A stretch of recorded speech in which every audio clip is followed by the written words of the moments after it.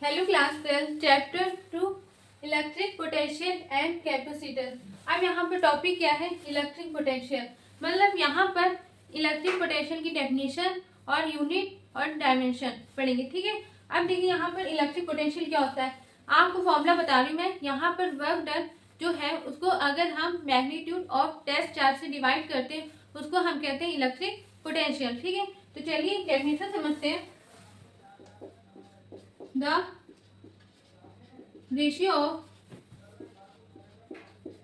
work done and magnitude of test charge is known as electric potential। देखिए definition बिल्कुल easy है। अब आप लोग को ये याद हो जाएगा, बहुत सिंपल लैंग्वेज है। ठीक है, अब देखिए यहाँ पर क्या बोलेंगे, the ratio of work done and magnitude of test charge is known as electric potential. ठीक है, अब इसके बाद अगर यूनिट पूछे, पहले तो फॉर्मूला नाउ फॉर्मूला क्या होता है इसका। देखिए इलेक्ट्रिक पोटेंशियल का सिंपल आपको पता है, कैपिटल वी होता है। अब इक्वल टू आप चाहे तो यहाँ पर लिख सकते हैं, फॉर्मूला लिखने से पहले लिख लीजिएगा, इट इज शोन बाय, किसे डिनोट करते हैं, कैपिटल वी से। ठीक है, अब आ जाते हैं फॉर्मूला। नाउ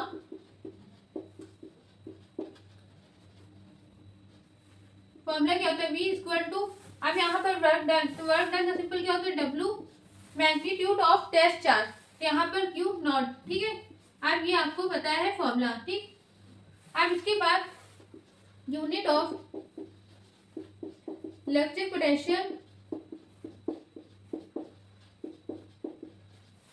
क्या होता है, वर्क डन का आपको पता है जूल, तो यहाँ पे लिख लेंगे जूल पर।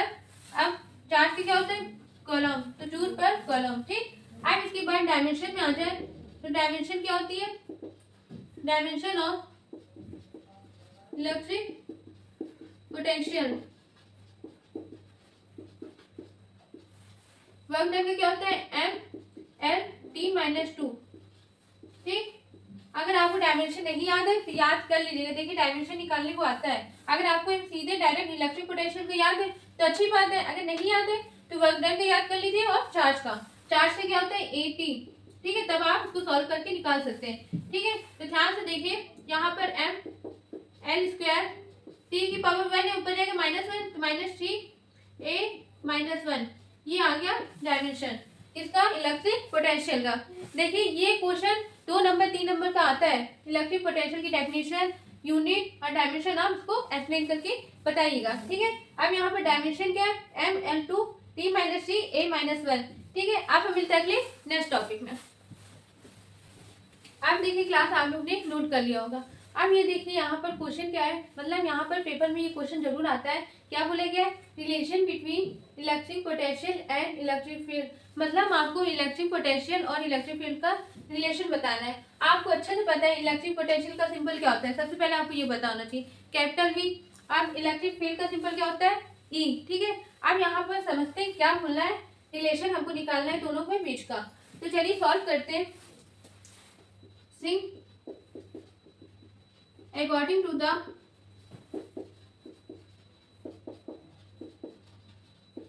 intensity of electric field. अब आपने यहाँ पर इंटेंसिटी ऑफ इलेक्ट्रिक फील्ड का फॉर्मूला पढ़ा होगा, क्या होता है, E equal to F upon Q naught.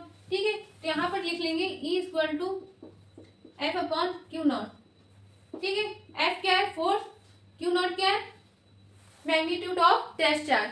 ठीक है, अब यहाँ पर हमने मान लिया ये फर्स्ट इक्वेशन। ठीक, अब इसके बाद let delta S be the displacement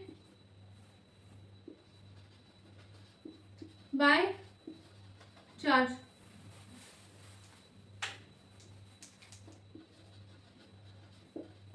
you then, ठीक है, ये हमने यहाँ पर डेल्टा एस को क्या मान लिया, डिस्प्लेसमेंट है, बाय चार्ज को मान लिया क्यू। ठीक, अब इसके बाद आपको अच्छे से पता है for the work done is given bye,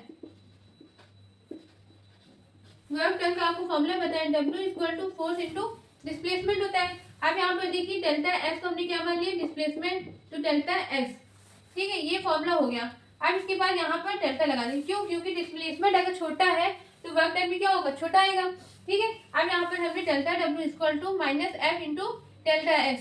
अब यहाँ पर हम एफ की वैल्यू निकालेंगे, क्या आएगा, F equal to minus delta W upon delta S, ये आ गई हमारी सेकेंड इक्वेशन,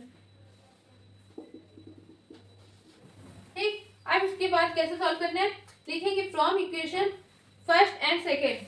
तो चलिए now from equation first and second we get, ठीक है। अब देखिए ई इक्वल टू एफ की वैल्यू क्या कर देंगे, इसमें पुट कर देंगे। तो चलिए E equal to minus delta W upon delta S into Q naught, ठीक है। अब यहाँ पर देखिए ई इक्वल टू, अब देखिए डेल्टा W अपॉन क्यू का फॉर्मूला हमने बताया था इलेक्ट्रिक पोटेंशियल में, क्या होता है यहाँ पर, अब यहाँ पर लिख लेंगे डेल्टा V माइनस का यहाँ पर डेल्टा S। अब कैसे आया आपको मैं बता रही हूँ, यहाँ पर देखिए लिख लीजिएगा, V equal to delta W, या तो आप सीधे formula W upon Q naught, ठीक है, ये फॉर्मूला के अकॉर्डिंग यहाँ पर डेल्टा V आ गया, ठीक है। अब देखिए आपको E क्या है, इलेक्ट्रिक फील्ड है, और यहाँ पर V क्या है, इलेक्ट्रिक पोटेंशियल। तो हमने यहाँ पर निकाल लिया relation between electric potential and electric field, हमको जो कहा गया था वो हमने फाइंड कर लिया। तो क्या बना यहाँ पर formula, E equal to minus delta V upon delta S, ठीक है। इसको अच्छे से कम 2 बार प्रैक्टिस करिएगा, ये क्वेश्चन 4 नंबर का जरूर आता है। जितनी बार आप प्रैक्टिस करेंगे उतनी बार आपके लिए ये इजी हो जाएगा, ठीक है। अब हम मिलते हैं अगली नेक्स्ट वीडियो में नेक्स्ट टॉपिक के साथ। Thank you.